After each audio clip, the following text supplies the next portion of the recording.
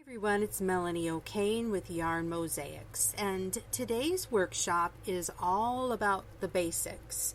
We're going to learn how to first make a slip knot, get that crochet hook in that slip knot, and then we will make the initial chain and a row of single crochets. And we will build off of this in future workshops. But we have to start from the beginning. So I'll show you how to make a slip knot the way I learned. And you just wrap the yarn around your finger a couple of times. You've got a couple loops on your finger here. You want to take the back loop and put it over the front loop, but don't put it over your finger yet.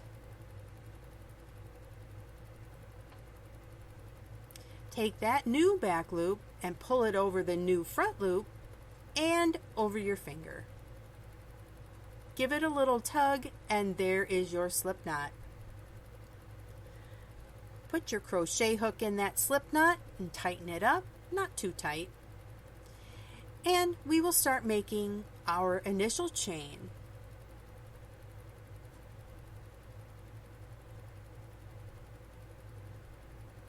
Start by yarning over and then pull through the loop. Yarn over and pull through the loop. Yarn over and pull through. Yarn over and pull through.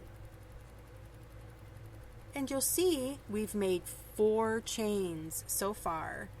We're going to make 11 all together.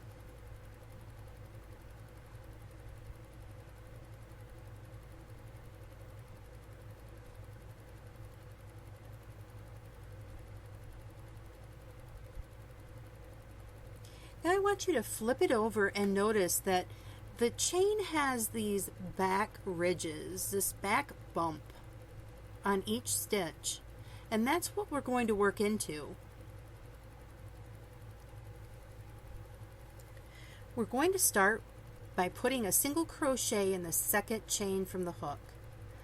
The loop on the hook does not count, so there's 1 and there is 2. Flip it over and grab the back bump on that stitch. There you have it. Now yarn over and pull through 1. Now you have 2 loops on the hook. Yarn over and pull through 2. That is your first single crochet. Let's do that again. Insert your hook into the back bump of the next stitch.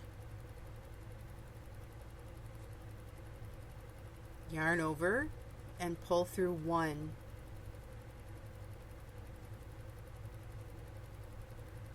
Yarn over and pull through 2. And there is the second single crochet.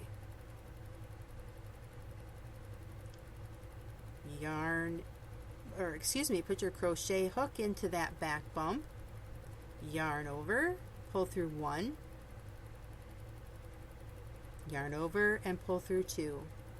And we're going to continue that all across until we have 10 single crochets. Here's the anatomy of the stitch. You'll see that we have 3. And you can see each stitch has a V shape when you look at it from above. Okay, so let's continue. Into the back bump of the next stitch. Yarn over, pull through 1. Yarn over, pull through 2. I'll go a little faster now.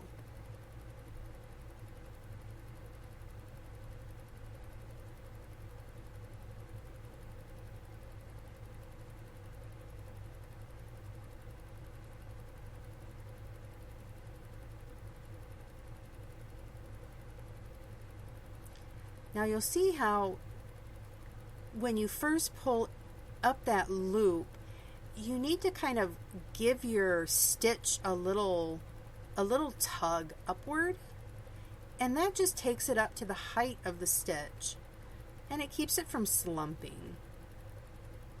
Keeps your stitches nice and neat.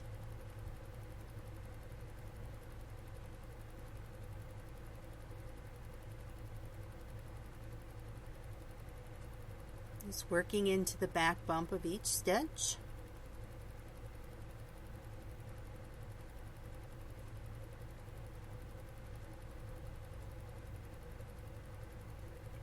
Almost to the end.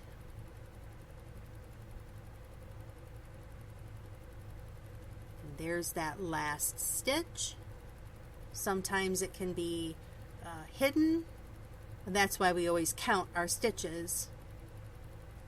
Sometimes it's hard to see, but it's right there.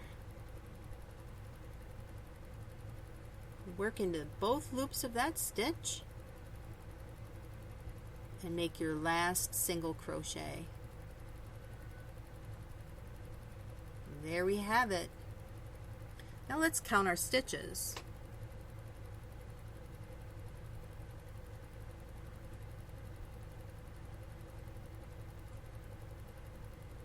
One, 2, 3, 4, 5, 6, 7, 8, 9, 10.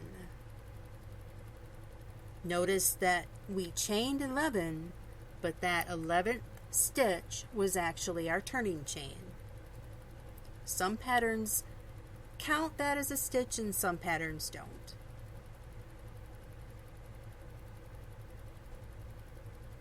And that's it. Join us for our next workshop where we'll start with a half double crochet. Thanks so much for watching, and be sure to subscribe so you know when new videos come out. Appreciate you guys.